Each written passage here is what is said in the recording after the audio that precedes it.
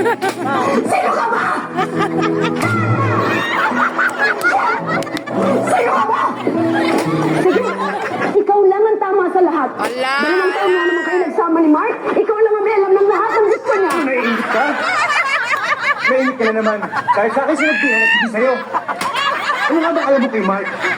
Ano nga bang sinadya mong alamin kung sa gusto niya at hindi niya gusto? Anak ko siya.